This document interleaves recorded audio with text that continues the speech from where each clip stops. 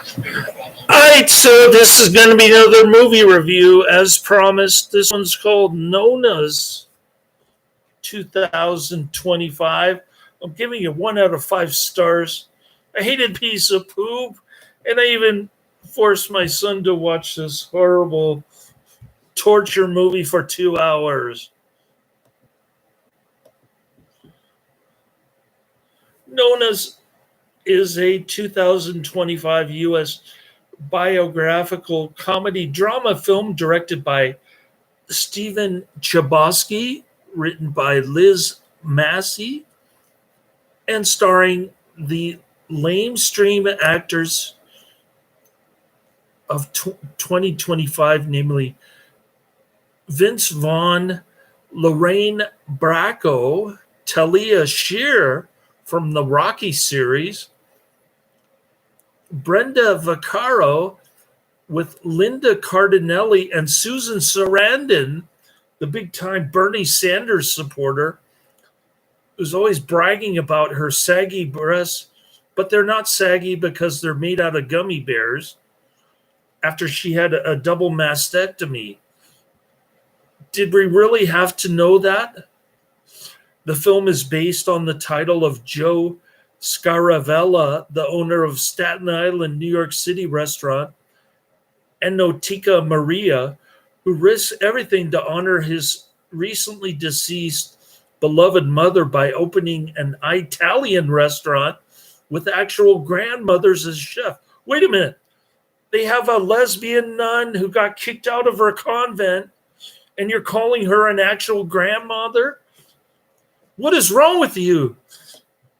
A co-production of fifth season, One Community, Madison Wells, and Matador content, the film was released on Netflix. Thank you, Netflix. Now I remember why I canceled you.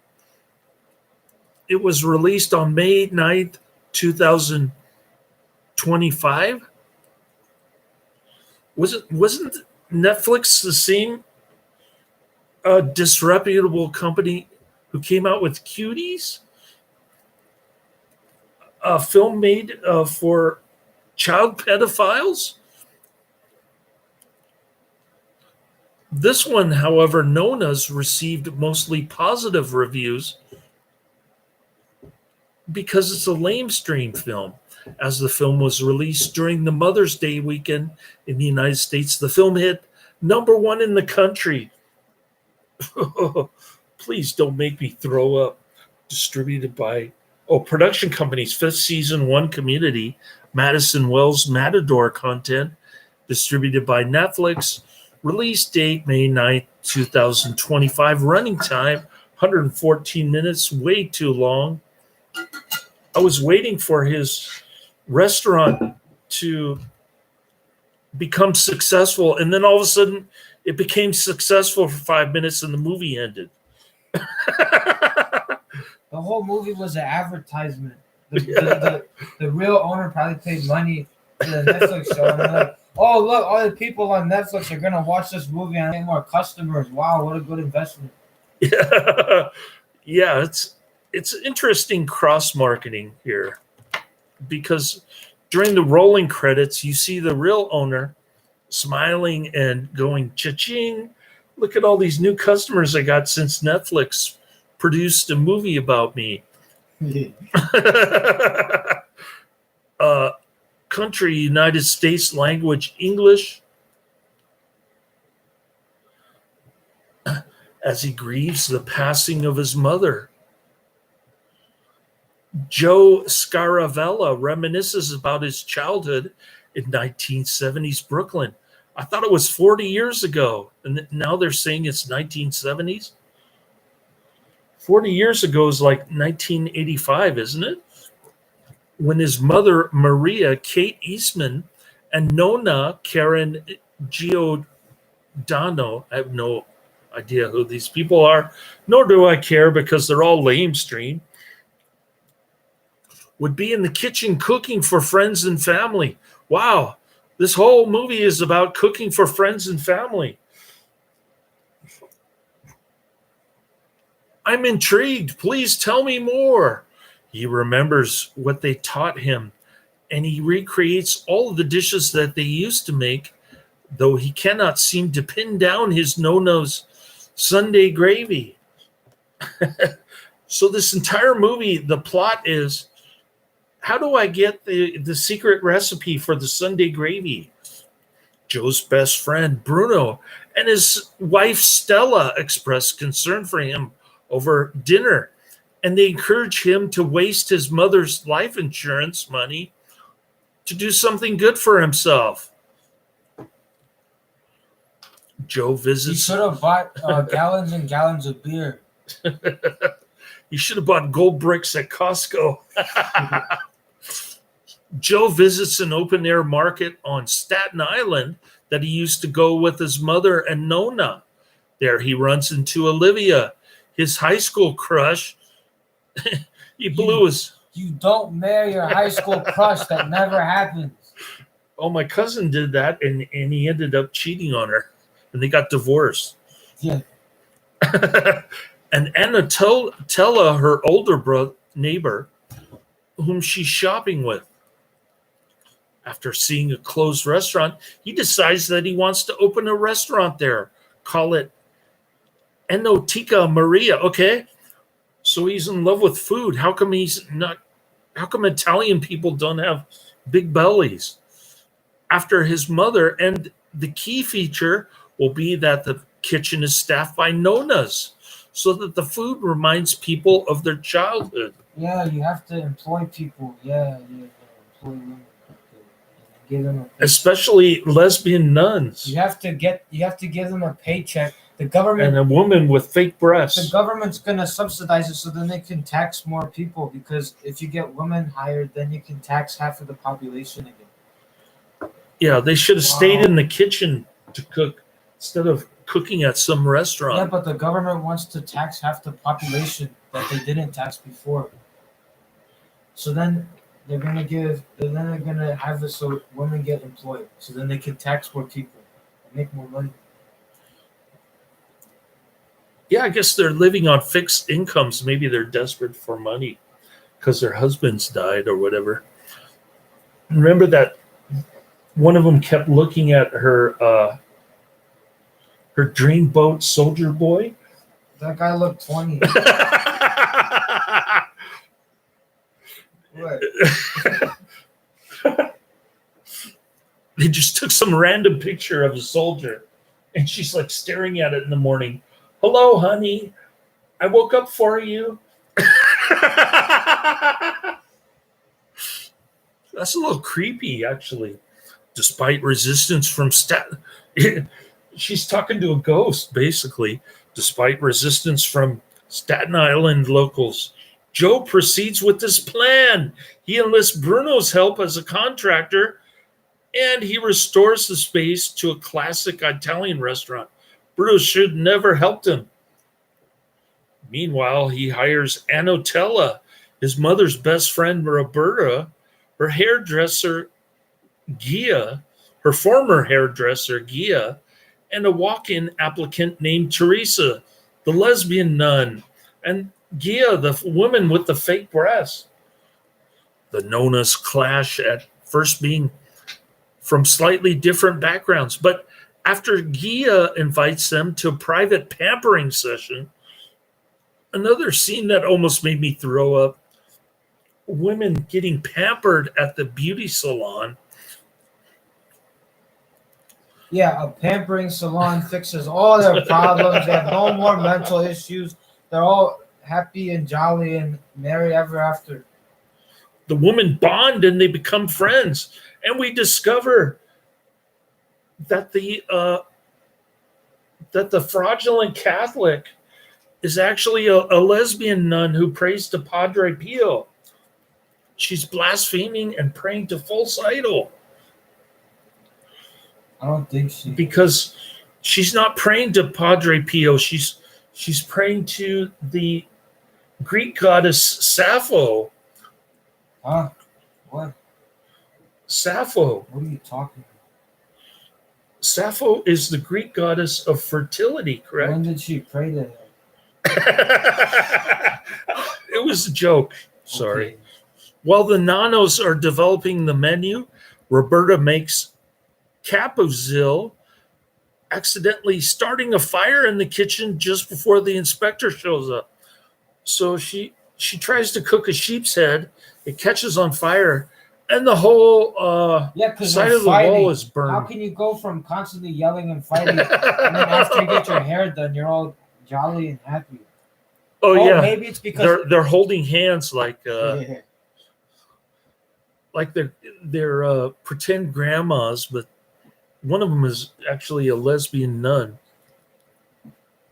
Maybe alcohol does solve all your problems. if you get drunk, then you don't get angry anymore. Yeah. Usually the opposite is true. Okay. Joking. The inspector fails the restaurant due to the fire damage, and he tells Joe it could be a year before he can line up another inspection, leading to a fight between Joe and Bruno that ends with Joe kicking Bruno out of the restaurant. Oh, poor guy.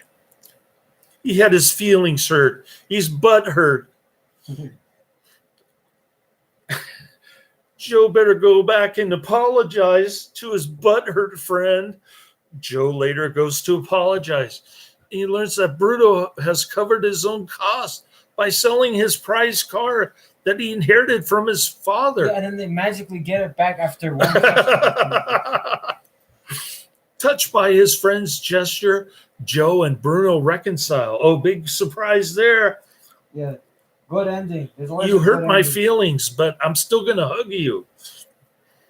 Olivia, a lawyer, tracks down the inspector, learns he has a history of unethical practices. So she shakes him down for a opening permit.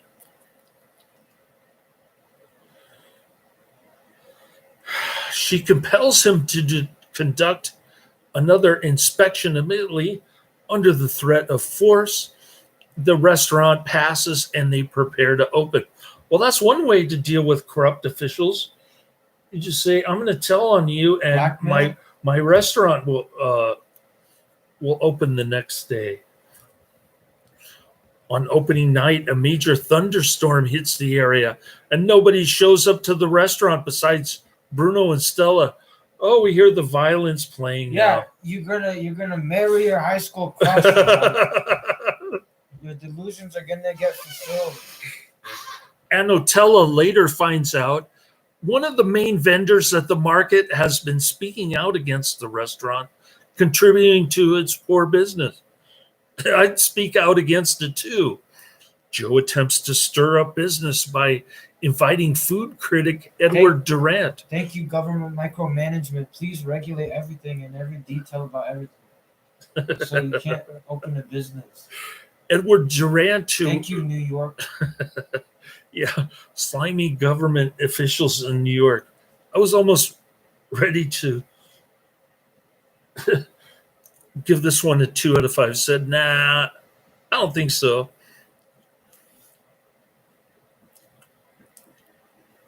All right. So Joe gets desperate. He tries to stir up some business by inviting food critic Edward Durant. He just crashes his office to review the restaurant, but he declines because he only covers fancy Manhattan restaurants. After weeks of no business, Joe reluctantly decides he must close the restaurant. As a last hurrah, he hosts a dinner party for friends, co-workers, and the like. The restaurant impresses all of the guests. He finally decides to open an envelope left to him by his mother that he has been avoiding since her passing. And he finds inside the recipes for all of her and her Nonnas dishes, including the elusive coveted Sunday gravy. It's like a Colonel's secret recipe. Yeah, the good ending. Look, the good ending. It always happens. I've never seen a Netflix movie with a bad ending. It's always a good ending. Joe goes back to his old life, but a few days later, Bruno visits him with a newspaper article about the restaurant where one attendee of the final dinner party was a critic sent incognito by RANT, one of his stooges. The critic writes a glowing review, which leads to a surge in business. Oh, he closed the restaurant, but now it's open. The restaurant ends up being a success, allowing Joe to buy back Bruno's car. Yeah, the good ending. It always happens. There's never a bad ending in these movies. Olivia and Joe start a relationship. Isn't that nice? High school sweetheart. That barely happens. That's like 3%. What are the odds of that happening? 3%? 2%? Even if I was to look up my high school crush online, I probably couldn't even find her. Middle of nowhere. If I did a Google query. Yeah, what are the chances she gets married and then her husband dies? And then she's probably married with some other dude with a huge family. And then her husband dies at the right time, and then they fall in love at the right time, and then they meet. Like, I don't know how it works. It's like a 0.000% chance. I'm sorry I didn't give you this pin, this rose pin. And I decided to get drunk with my friends instead when I was 17. Yeah, I'm gonna hyper fixate about what happened like 30 years ago. During the credits, scenes from... Oh. Well, I don't want to spoil the ending, sorry. Because the rolling credits are the ending, and I already spoiled it. So basically, this is an advertisement for this Staten Island Italian restaurant. He's probably rolling in the dough after this Netflix cross promotion. The real life Joe Scaravella has a cameo appearance in an uncredited role as a guest at Enoteca Maria. He's seated next to cousin Tammy. Nonnas is based on the life of Joe Scaravella, the owner of Staten Island restaurant Enoteca Maria, where grandmothers Nonnas are invited to work as chefs. Production companies Madison Wells and Matador Content purchased Scaravella's life rights, and they developed the project with screenwriter Liz Matzi.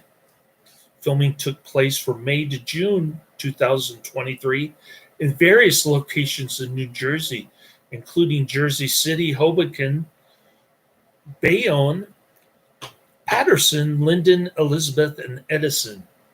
In September 2024, Netflix acquired worldwide distribution rights to the film in an auction for over $20 million, planning to release it sometime in 2025. The film was released on May 9th, 2025. Nobody's in the chat room.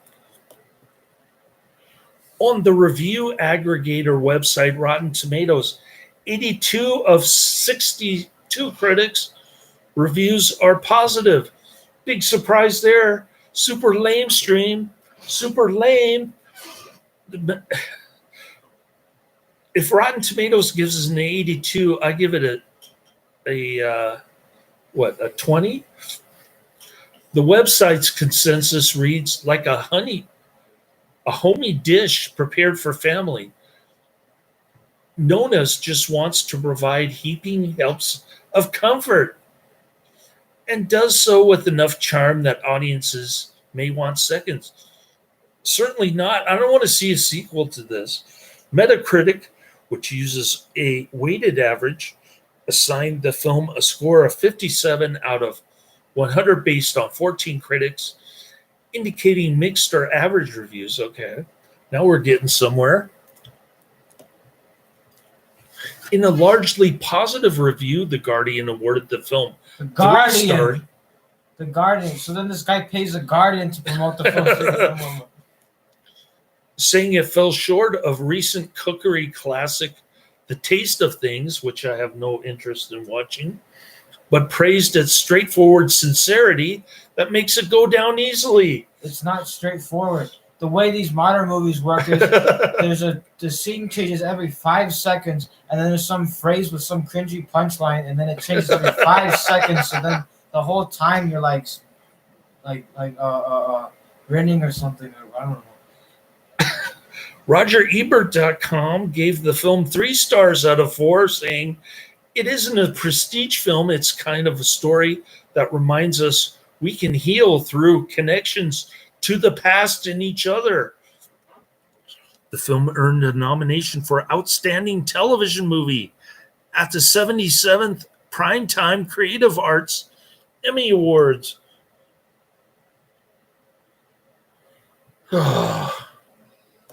This film needs to get burned and thrown in the trash heap of history. Please, Nonnas. And we watched it. Oh, popularity meter 90. Oh, so that means it's bad, right? Yeah. Anything that popular is and it's down 3. Okay. So this is a super popular movie that I'm trashing. Although it gets an okay, it gets a pretty decent 6.8 out of 10. Not anything spectacular, but above average, I guess. It's funded by Rockefeller. 35,000 ratings. Popularity meter 90 out of 5,000. Illuminati approved movie. Down 3. All right. Freemason approved movie. Yeah. Stamp of approval. We watched it on the big screen at St. Dominic's. Everybody was worried about the speaker who was coming in the adjacent room. We saw a priest in Dominican. Friar. Oh, friar. In Dominican gear, come and take a couple tables away from us. And there were like 5 people watching the movie. Yeah, everybody else went to go see the speaker. It's because nobody wants to watch. I don't know, whatever. Okay, Nonnas 2005 rated PG. Warning, it has blasphemy and reference about breasts and lesbianism. Yeah, but whatever. I guess it doesn't have any swearing or nudity per se. But Susan Sarandon is showing off her wrinkled breasts for no apparent reason. She's like 80. I don't want to look at her. Yeah, in like 10 years, you're going to be in a grave. There's her cleavage again. I'm watching the trailer. This movie is pathetic. Yes, please. I want to watch an 80-year-old. Yes. Amazing movie. 10 out of 10. Yeah, 80-year-olds bonding. I want to watch an at the hairdresser. There's the watch sheep's head. Yeah, I want to watch an 80-year-old have a food fight over some sheep's head and then go to the hair salon. Yes, 10 out of 10. Great movie. So interesting. 2025 rated PG. An hour 51 minutes, way too long. They had stuck there until 8:30 after losing his beloved mother. A man risks everything to honor her by opening an Italian restaurant with actual grandmothers as the chefs. What a ingenious idea. Make it a family Italian restaurant. Just like Buca di Beppo. All right. I only read the negative reviews. Here's the more flattering review on IMDb. Heartwarming story of the Italian love of familia and food. What is familia? Can you speak English? More like this La Dolce Vita. Okay. Another Netflix stupid thing. You should make a blacklist list where you pick a list of movies you should avoid. Yeah. Okay. Avoid all of these. The Four Seasons, another lame stream stupid thing from Netflix. Then we've got another stupid thing from Netflix called The Life List. and another stupid thing from Amazon Prime called Deep Cover. These are all super lamestream, highly popular movies that I'm mentioning, and I don't know a thing about any of them. Although the real Enoteca Maria is still in operation at its Staten Island, New York location, filming of the restaurant actually took place at Spirito's, the now closed world-famous restaurant in Elizabeth, New Jersey. After having been open since 1932, Spirito's closed for good in 2020, and it was neglected for many years. For good? The film's art department redesigned and renovated the space inside and out before filming began. Talia Shire's character, a recent former Catholic nun, wouldn't be permitted to just leave a convent and then possibly return so casually as communicated in the story. Yeah, she went back to the church. I don't know what she's doing. I don't get it. The movie's weird. Bruno is quoted, "Don't cry in front of the Teamsters." It's supposed to be a joke. Soundtracks Funiculo, written by Luigi Denza, arranged by Osi Bashiri, courtesy of Extreme Music. I did hear some lamestream singer from the 80s. What's his name? I gotta look at the soundtrack. Also known as Nyahankwa. Also known as Nahankwa Kakba. Oh, your Vietnamese is better than mine. No. Release date May 9th, 2025 in the U.S. Country of origin United States. Language English. Filming locations Bayonne, New Jersey, USA. Production company's fifth season Madison Wells Matador content, which is responsible for poisoning the world with stupid entertainment.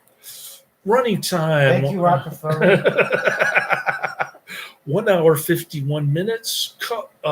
This is color, and the aspect ratio is 2.35 to 1.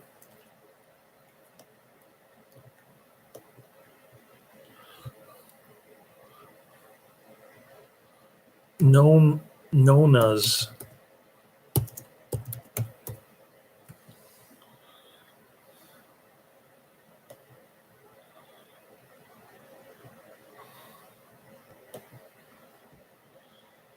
Nonna's soundtrack.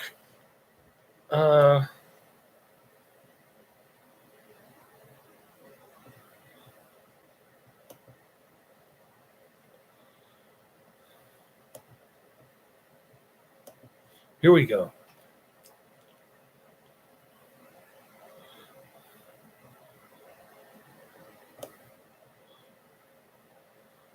We've got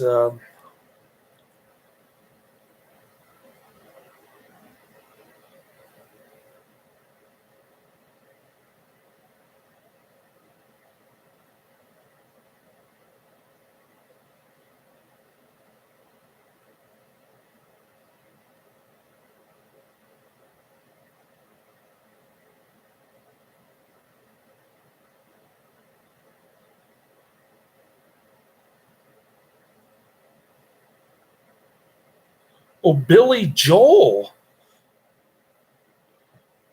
Billy Joel is on the soundtrack. Another super lamestream dude from the 80s who my mom liked for some stupid reason. He's singing about Italian restaurants. Not this one in particular, but we got to give Billy Joel music credit here. Music by Billy Joel.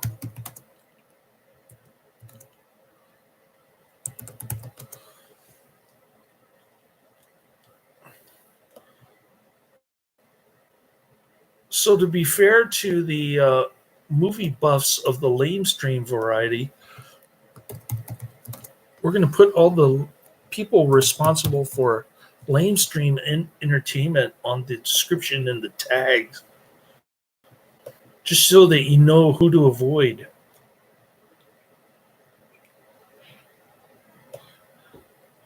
All right. The good news is that Michael is no longer doing movie night. Maybe we'll actually get some Catholic movies to watch. I don't want to watch movies. You don't want to see the Catholics? I already watched that like 3 times. So you do like movies? I don't like movies. You watch the Catholics 3 Let's times? watch a Western movie. I thought you wanted to watch Let's watch a Wild West one. Civil War movie. I have to watch a Wild West one. It's when nobody paid taxes and it was vigilante justice. Would you rather have that than today? All right, here's a flattering review on IMDb by Bajoba, something like that, dated May 8th, 2025. Recent, within the last few months. Bajoba gives it an 8 out of 10, calls it a heartwarming story of the Italian love of familia and food. What is familia? Family. I don't know because I don't speak anything. I don't speak Italian. Oh, you hate Italian foreigners now? No, I don't hate them. Okay. This little movie starts out a little slow. That's an understatement. But it grabs your heart and your taste buds. What, it makes you hungry by watching grandmas cook Italian food? Yes, 80-year-olds From make Sicily? me hungry. Yes, I watched a cow head get exploded. I mean sheep head, whatever it is. Yeah, I love watching. It looks like a head. pig head to me. I love watching sheep head get exploded. That makes me so hungry. What a great cast, mostly of Italian origin. Oh, I love the Sicilian lady who plays baseball bat with her food. Big names from yesteryear who improved with age like fine wine. I think their careers were going downhill, and people recognize them and they go, "Oh yeah, I remember that gal from Rocky." That's what Michael said. And I said, "Oh, I didn't even recognize her. She's like 80 years old." Yeah. Vince Vaughn, Talia Shire from the Rocky series, Brenda Vaccaro, Lorraine Bronco, and more. You can tell how much they enjoyed making this film together. They play off each other so well. If you are Italian, you will want to make your Nonnas recipes for your family tonight. Wow. If you are a restaurateur, you will feel the pain and excitement. In any event, you will want to enjoy your favorite trattoria and bring the whole family. Oh, isn't that nice?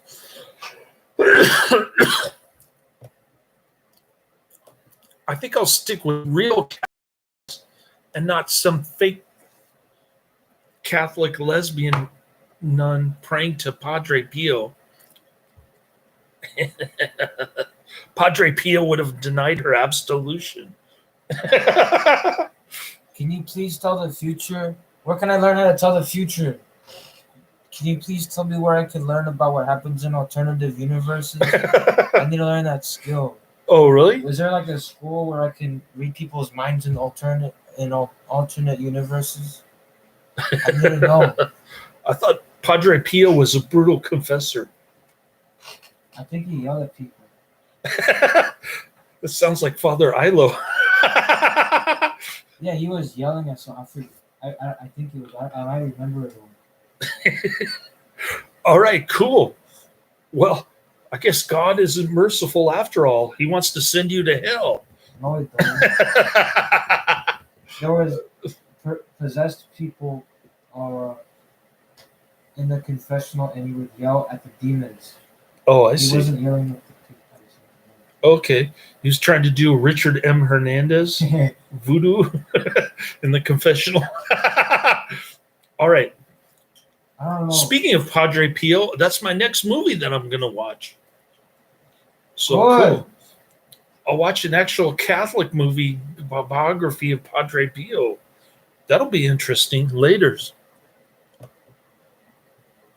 Padre Pio said, I sometimes raise my voice